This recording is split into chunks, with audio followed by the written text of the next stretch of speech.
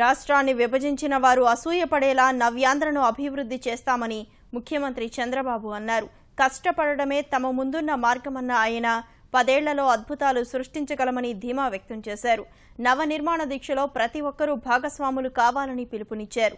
విభజన జరిగిన తీరును గుర్తు చేసుకుని కసితో ప్రజలంతా అభివృద్ధి మార్గం వైపు పయనించాలని పిలుపునిచ్చారు. హైదరాబాద్కు 10 ఏళ్లలో అభివృద్ధి అంటే ఏంటో చూపించామన్న ఆయన ఇక్కడ అలానే అభివృద్ధి చేస్తానని అన్నారు. ఇబ్బందులను అధిగమించి తలసరి ఆదాయంలో మొదటి స్థానం సాధించే దిశగా ప్రయత్నిస్తున్నట్లు చెప్పారు. వల్ల ఈ రాష్ట్రంలో ప్రతి ఒక్కరికి దాని ప్రభావం వచ్చింది. ఆర్థికంగా కావచ్చు, విద్యాపరంగా కావచ్చు, ఉద్యోగపరంగా కావచ్చు, హాస్పిటల్ పరంగా కావచ్చు. Even today people are going to other states.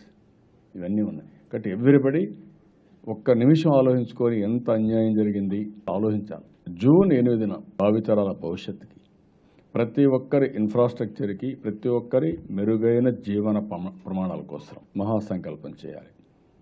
మహాసంకల్పం చేసి రీడెడికేట్ కావాలి.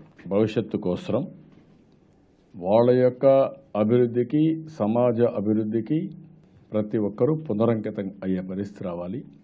That is the exercise. ఇప్పటికి కూడా మీరు చూస్తే మన రాష్ట్రం గ్రోత్లో మనం నెంబర్ 1 వచ్చాం 3 రాష్ట్రాల కంటే. అదే సమయంలో ఈ రోజుటికి మీరు చూస్తే ఆంధ్రప్రదేశ్ 1,22,376 రూపాయలు మన తలసరి ఆదాయం. అంటే దీన్ని బట్టి మనం సౌత్ ఇండియాలో లాస్ట్లో ఉన్నాం. వేర్ వీఆర్ ఆఫ్టర్ ఇండియాలోని నెంబర్ 1 గ్రోత్ వచ్చిన తర్వాత 3 సంవత్సరాలు కష్టపడి సమిష్టిగా కృషి చేసిన తర్వాత మనం ఈ స్టేజ్కి వచ్చాం. ఇక్కడి నుంచి ఈ 5 సంవత్సరాల్లో 3 రాష్ట్రాల్లో ఒకటి కావాలి.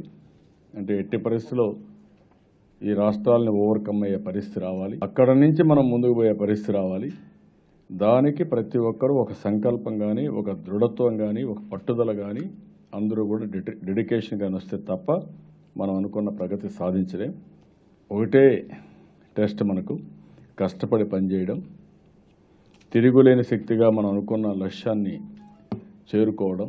దీనివల్ల ఇంకా కొంచెం మెరుగైన పరిపాలన విధానం, మెరుగైన భాగస్వామ్యం వస్తుంది. దీనికి శ్రీకారం చుట్టాం ఈరోజు.